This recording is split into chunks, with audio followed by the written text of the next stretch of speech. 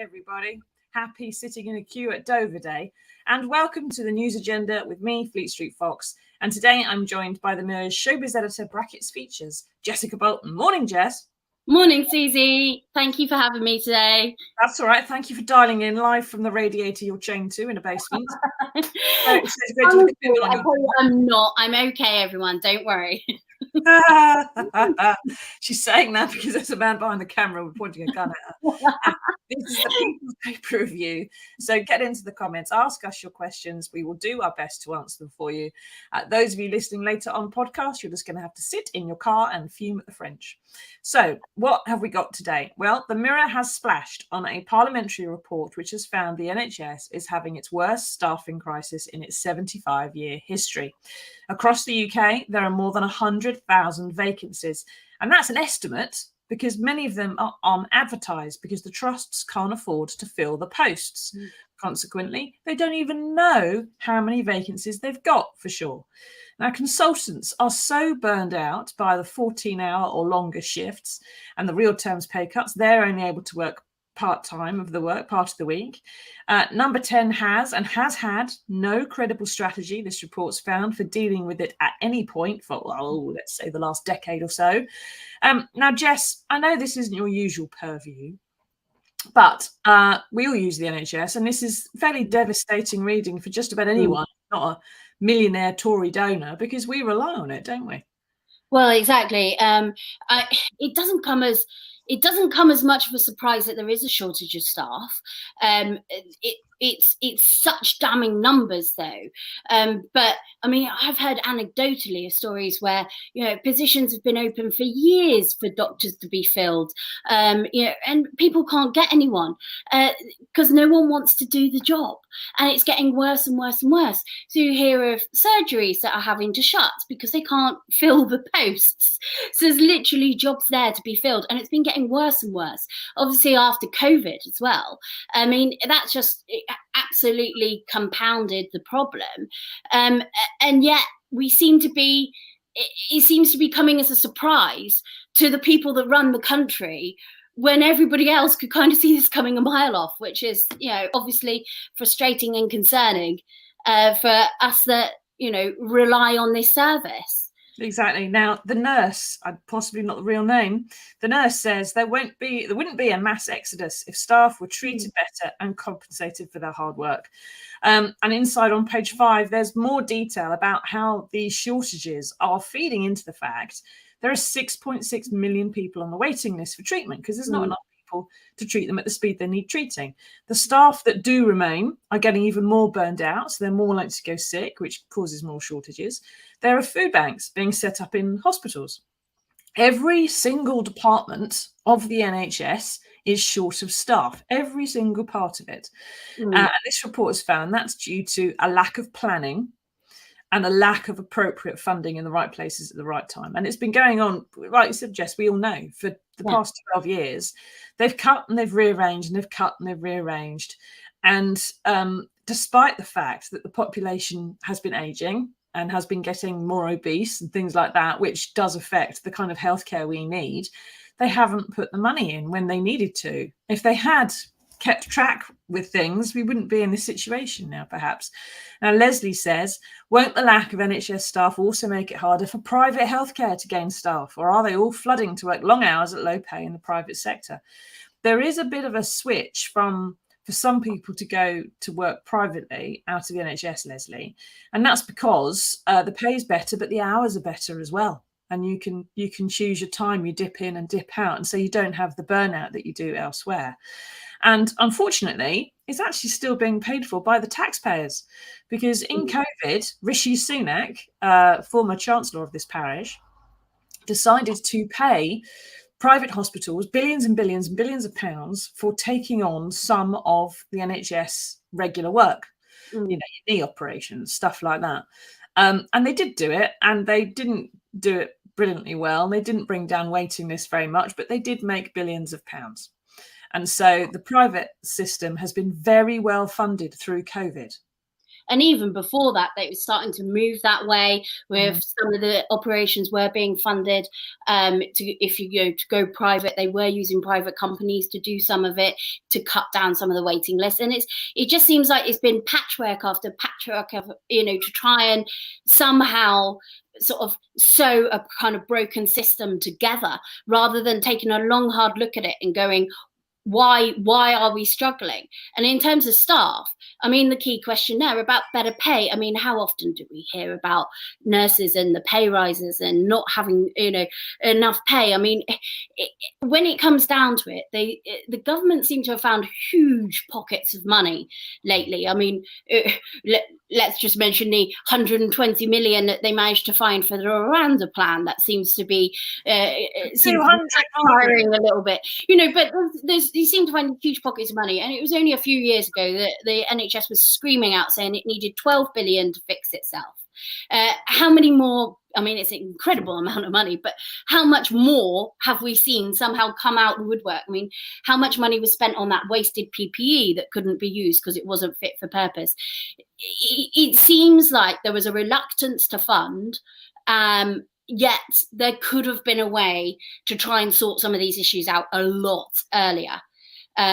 Through many of the previous people that have been in chancellors or in charge in this time. It seems like the last 12 years, since 2010, they've just really neglected on every single level they possibly could have done to get in there and actually, ironically for the NHS, the prevention that they could have done, they haven't. And we all know prevention is better than the cure, which we now can't have. Ask a doctor. Any one of them will tell you. Get into the comments, everybody. Have you had experience of the NHS recently? What's it been like? What do you think the solutions might be? Mike says, have the two prospective next prime ministers said anything about the NHS crisis, or in fact fixing any of the problems in the UK? All I've heard is tax cuts and being harder on refugees. In particular, Mike, Liz Truss has said that she will axe the 1.25% national insurance increase, which is all fine and dandy if you just want to vote for a tax cut. But that money was supposed to go for the first 3 years to the NHS to clear the backlogs, and then to social care, which in its own turn then sort of knocks on to dealing better with the NHS, because you have better social care, you have more people coming through the system quicker and everything else. She hasn't suggested how else she's going to fund that. She hasn't said where else that money's coming from. Just tax cuts will lead to growth, and that's it. It's difficult to know quite where and how these sums work out, but she's not selling herself to the country, Jess. She's trying to sell herself to a group of old lunatic men, and so she can say this kind of thing, and they vote for her or don't vote for her. But maternity services in particular, this report says, are under unsustainable pressure, which means people are just going to die because of this, because they haven't figured it out. Do you think, Jess, was this all part of some big Tory nefarious Machiavellian plan to underfund the NHS for a decade and then say, oh, it's collapsed, we'll have to all go private? Or are they just idiots who can't be trusted to run anything? I think there's probably elements of both. I mean, you can't imagine that they sat down and went, do you know what, let's wreck the NHS, because they must know that would always reflect badly on them anyway. But I mean, we all know that they're, obviously the party's interested in the sort of the big business and big pharma side of things. That is a root of sort of Tory kind of cause. And we know that, David Cameron is now an advisor for a firm that is providing a load of new tech for the NHS. What an amazing coincidence! Technology they probably need because he didn't fund it properly. Exactly. I mean, there's business opportunities here, and I think we probably know that they've all seen the business opportunities. But I can't imagine that any single government would sit down and go, like, let's wreck it. But I think it was slightly careless and slightly short-sighted to not think, okay, let's put the money into this. And just as an aside, I mean, we always say, like, we could be so proud of this health service. It's free, and look at the country that we have, and we have this health service. And, you know, look at, say, America, for instance, in the US, where that, you know, they're paying these extraordinary fees, which is, you know, it's a massive warning sign to us of what it would be like if we didn't have this system. Yet at the same time, let's remember, we do all pay for the health service. We just pay for it in a different way. We pay through our taxes and our national insurance. But we pay less. So we pay less for treatment because it's socialised. Yes, we do pay less. We do pay less. But let's not forget, we are sort of effectively stakeholders in it as well. We deserve to have a good service. They are not doing us a favour by giving us a free NHS. You know, this is something that belongs to the whole country. So when it is so abused like it has been and so underfunded, it isn't, you know, it isn't something that we should have to put up with, because, you know, we go, oh right, okay, it's the NHS, we'll have to do with it. No, this should be doing the job it is. And unfortunately, yes, there are pressures because there's a growing number of, the population has boomed. Obviously, there's more people living longer. There's a lot of pressures on it, but we just needed to get the right funding to it. And they can't tell me that there were some savings they could make elsewhere on the budgets to give a bit more money to probably the most important service that the country has. For example, would be the fact that the pandemic PPE, which they had in boxes in a warehouse, ready for a pandemic, had they just updated that when it got to the end of its usable lifespan, and just got into a warehouse full when they needed to, that would have been about 1/10 of the cost that we actually had to spend, because we cut that cost. So we don't need that, got rid of that. We didn't replace it, rather. We just let it rot in the warehouse. And then when the pandemic hit and the prices of PPE went through the roof, we had to pay on the international markets and send planes all over the place trying to scrape up whatever we could. Yeah. And had we just planned and spent appropriately and wisely over the years, then when the big crisis hit, we'd have been in such a better position. Now, Annalise says, sorry, can we just have Annalise comment back? The NHS has always had a staffing crisis. The Tories have been trying to squeeze the life out of it for some time now. Now it seems the chickens are coming home to roost. And Annalise's previous comment there was that there are people who were she worked in the NHS, and there were people, the staff had been debanded. So they were effectively getting paid less for doing just the same. The work overload was hideous and morale was drastically low, but we plodded on regardless. Everyone has a limit. I reach mine. Thank you for what you did do, Annalie. I want to just point out that although when you have stories like this, people do say the NHS is a disaster, everything's it's not the NHS, it's the funding for the NHS is the people who are able to carry on and who are still doing their work in there are doing the most amazing job every single day despite these problems. I had a 6-year-old with a suspected appendicitis a week or so ago. She had a pain in the right side, burning fever. The fever went overnight. I thought, well, it's probably just a gut ache, but I better take her to the GP just to be sure, right? The GP felt it over. She's still hurting her tummy and thought, you better go to hospital, get it checked out. Had a referral straight away, pack a bag, off we go to hospital. Over the course of 2 days, she had 2 blood tests, sonograms. She saw 7 different doctors, surgeons, consultants, paediatricians, junior doctors. All of them, and I've got to say it, all of them absolutely amazing, treated her with enormous respect and spoke to her as an equal when she's 6, right? But every single one of them was late. Every single one. And because we were stood, and she wasn't an emergency, okay? So we weren't at the top of the list to be seen. But when you've been there a couple of hours and you're in a waiting room and you go and see the nurse in the nurse's station and say, well, do you know when we're going to be seeing the surgeon? And she would say, well, look, he's got to cover the whole hospital. Yeah. The whole hospital. So he's dealing with the car wreck. He's putting people back together. He's doing the ward rounds of the last car wreck and the fire and the whatever else, and the person who fell in a chopper. And then when he's all washed up and gone everything else, he's going to come down and do the ward rounds and come and have a look at your little girl. But she's on the list. And that's fair enough. They've got to do that. But every single one, they were the only one on duty in the hospital. And that's not... And that was when we got seen quickly. That was when we were a potential emergency. And that was, they still gave us immense focus. But if if she'd genuinely had appendicitis, she'd have been straight in and on the slab and sorted out without any bother. I don't have any concern about that at all. But the fact they were still there and still doing that, and we've got this kind of crap going on, I found absolutely amazing. And everyone who's out there still doing it, thank you very much, because it does make a big difference.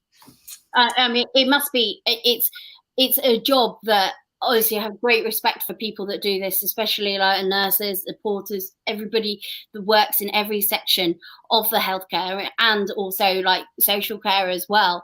It's such, I mean, it's an amazingly hard job to do. And I think that's, I mean, all sort of people outside would say that, and would say, look, we have respect for you. We think this is amazing what you're doing. It just seems so sad that that can't be reflected in the decent pay rises that they've just been asking for. Why? I mean, the nurses, again, are facing it again this time round.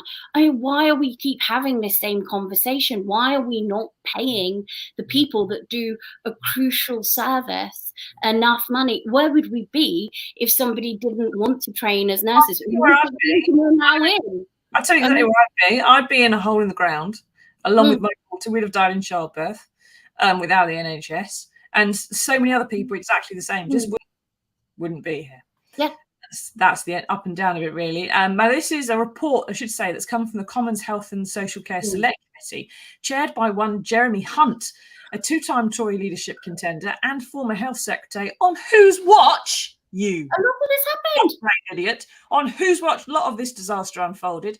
I can remember junior doctors going on strike, and it only happened once in my lifetime, because he was mucking around with their contracts. But what have any of us heard, Jess, from the two remaining contenders, Rishi Sunak and Liz Truss, as Mike said earlier?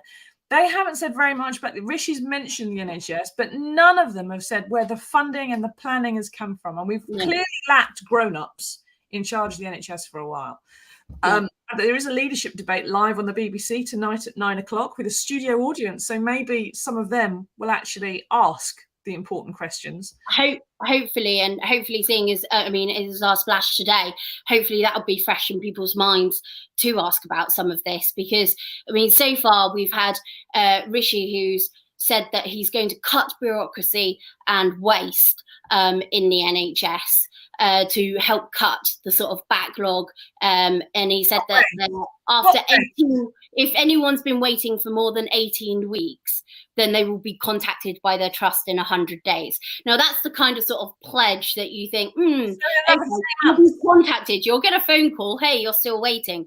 Doesn't mean you're going to get any treatment still. I mean, maybe it's different, but that's the kind of sort of political speak that we've become sort of aware of with when they're sort of talking about sort of NHS targets, etc.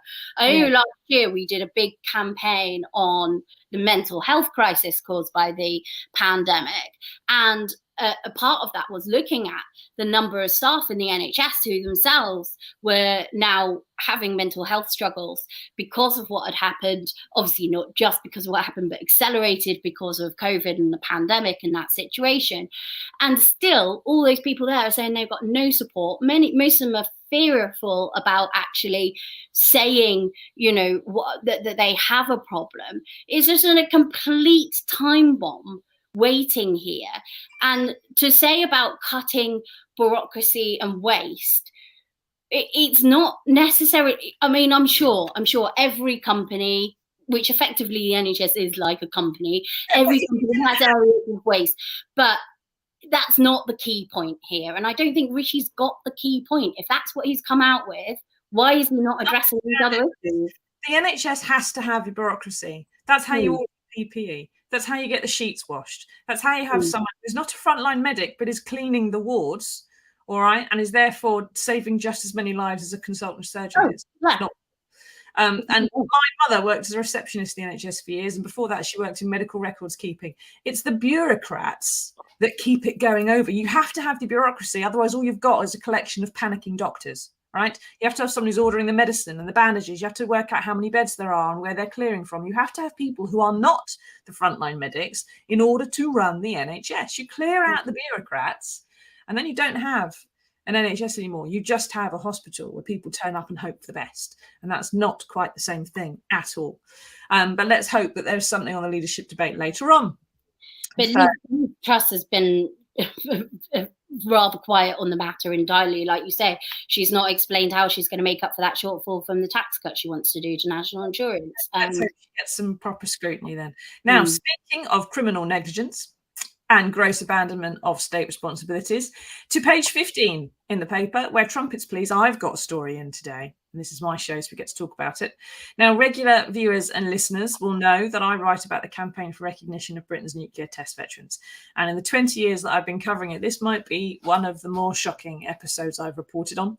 Now, this is a story about Brian Tomlinson, who in 1957, as a young sapper, aged just 20, he was ordered to march through the bomb crater left by Operation Antler in South Australia in the outback to see how radioactive he became. That's it. That was his task.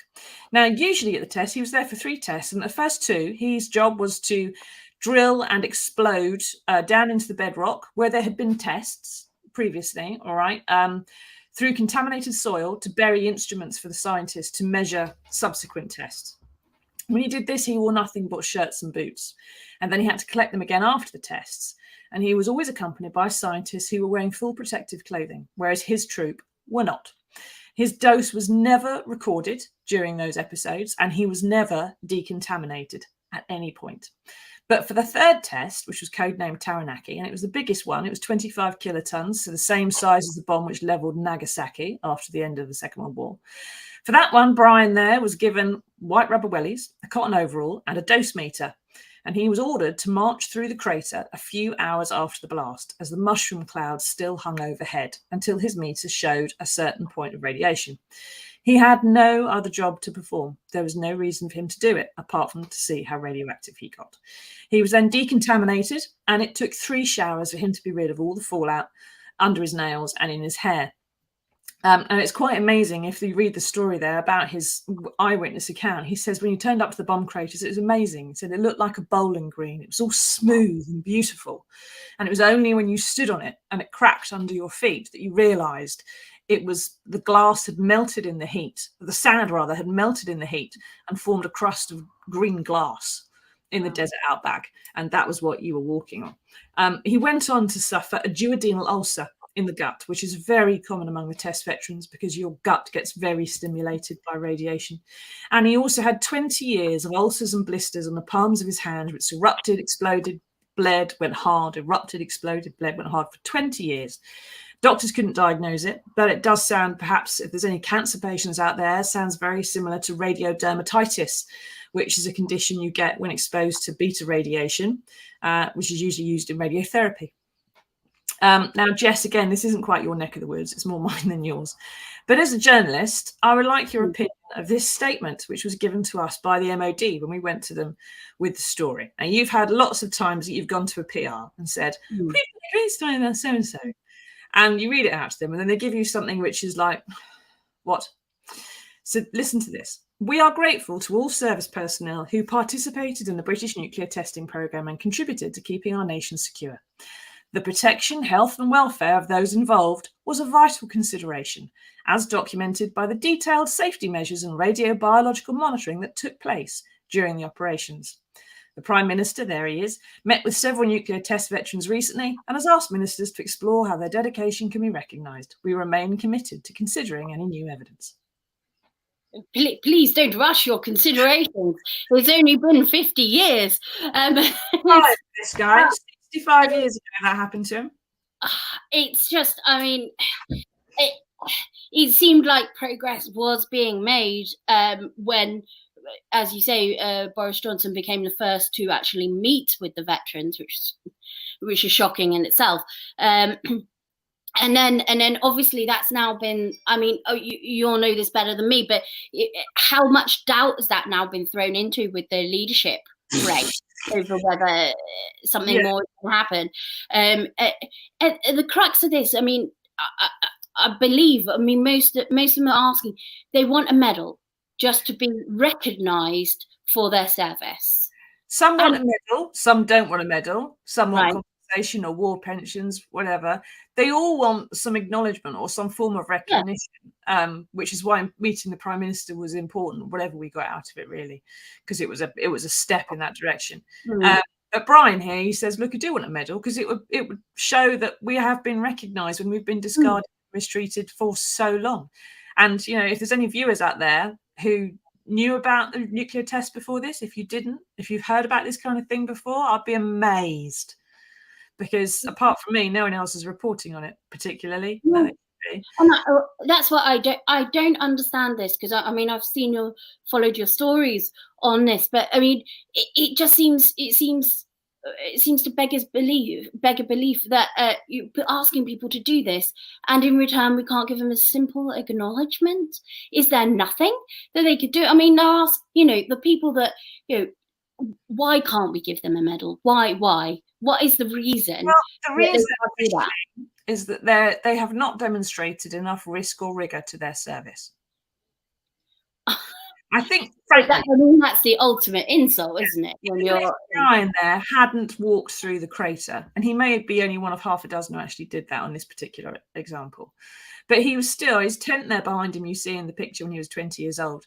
They were living under canvas 9 miles from ground zero in the outback. Right. The security measures were one wooden pole that came down across the road. That was it. Okay. There were winds. There was contamination. There was dust. There was atmosphere. There was weather. There was people driving in and out. There were trucks going in, carrying Brian and his troop to go and blast out the concrete, blast out the bedrock, and then driving them back again. All right. Everything was contaminated. And the palms of his hand that he had this terrible dermatitis type thing on, it was the hands that he had with no gloves. It was pulling instruments out of the soil after the blasts. And the reason those instruments had been buried in the soil was because they were in the blast zone. And the first 2 tests, they were only 100 feet up. So they were very close to the ground. And there was a lot of fallout. The last one, the one that he walked through, that was from a barrage balloon. It was about 1,000 feet up. It was supposed to minimize the fallout. But because it was such a bigger bomb, and obviously the heat there affected the soil underneath, there is a very high chance that some of the sand would have been sucked up into that fireball and then fallen back again as fallout. So, you know, it just seems like, I mean, at the time, you can understand that maybe they didn't understand the full effects of what they were asking. Oh, they knew. They knew. Seeing as you say, the scientists seem to have, you know, but surely this many years on, something could have been done to recognise these people's contribution, and it's shameful, really, that these people are out there telling their stories and nothing has yet been done, even if it is just an acknowledgement of what a fantastic effort, you know, just something, so at least they feel like it was worth something and they have been heard. Exactly. That would be nice, wouldn't it? We have sent today's story to Boris Johnson. His office has seen it, and we've also sent it to Liz Truss's team.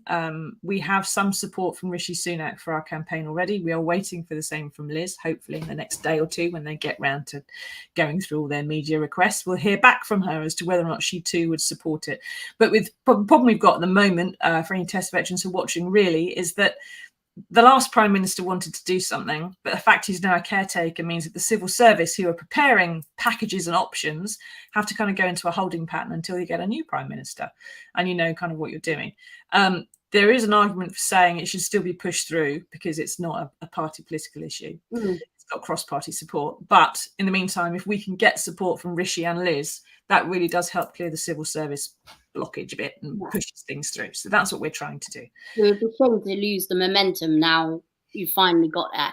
You know, now you finally met, you know, Prime Minister, etc. It'd be such a shame if they let them down again. Hopefully, fingers crossed for people like Brian and all the other veterans and their families that are still there. We're going to keep pushing. Mira's been pushing for 40 years. We're not going to stop now. So, but we do have some other things going on. Now, if you have any questions, if you use the NHS, are you a nuclear test veteran? What do you think about Brian's story? Have you got problems with the NHS? Do you think there should be some changes to funding? Get into the comments, let us know. We'll wrap up at the end. But first, there is some good news in the world. You'll like this one. It's quite funny. Here it is.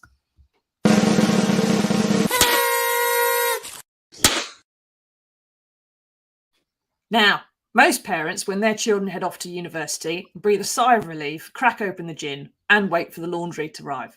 Now, not Gail Ennis, bless her, who, while taking her son Ben around the Edge Hill University campus, was so taken with the place that she decided to sign up. Now, he wasn't too impressed at first. But yesterday, they both graduated after 3 years. Ben, aged 24, with a 2-1 in ecology, and Gail, aged 48, with a first in criminology. Now, Jess, she even did better than him academically. I know. Proof, do you think that you're never too old to embarrass your children? Oh no, I mean, it's a great story. I mean, hopefully he came around quite quickly, you'd hope to think. But I mean, her quote is quite telling. It was something like, when I first told him, he wasn't too happy about it, but then he was fine. Not great, fine. I mean, to be honest, it was fantastic that Gail went back and did it, and she obviously did fantastically. She did criminology, she got a first, she beat her son. But I mean, at the same time, can you imagine being him in like Freshers Week, or seeing her around the Union? Can you imagine on the cheese nuts? Mum floats in going. Which is like, I mean, the cruelest of us would be, I'm sure it wasn't anything like that. I'm sure she, gave him his space, etc., etc. But it does make you laugh. But what I do like the fact that she actually beat him in the scores. So well done to Gail. What fantastic news. And they seem, perfectly happy in their pictures now. I'm sure they actually had fun there together. His smile looks slightly less broad than hers. He's been like, but when he's a bit older, maybe, if not now, he will be super chuffed and proud of her. Exactly. I'm sure he is already proud of her, really. But it's just you probably just see the funny side of it all. There's many different universities. You could have gone to a different one, but anyway. And that one, and obviously, maybe it was nearest to home and all the rest, most convenient. And if your son's there, you've only got, it's easier. And you should be grateful, because I'm sure she probably did his washing even earlier for him, because she was there on campus. Yeah, he can just hand her his socks in the Union Park. No, congratulations to them. I'll do me laundry. Yeah. Well done, Gail, and well done for putting up with it, Ben. You've both done marvellously, I think. Right, I don't think there's any questions for us to wrap on. So thank you very much, everyone, for taking part. Thank you, Jess, for coming along and not talking about Neighbours or Ant and Dec or something for a change. You did very well. Last week in Neighbours, everybody. It's so sad. Parliamentary team's recruiting, so I mean, get in there. You plainly have. You might be able to get somewhere there. If you're listening later on podcast, please leave us a review so other people can find us. And we will see you again. What is it today? Monday. We'll see you again on Wednesday for another edition of the News Agenda then. Thanks very much, everybody. Bye-bye. Bye.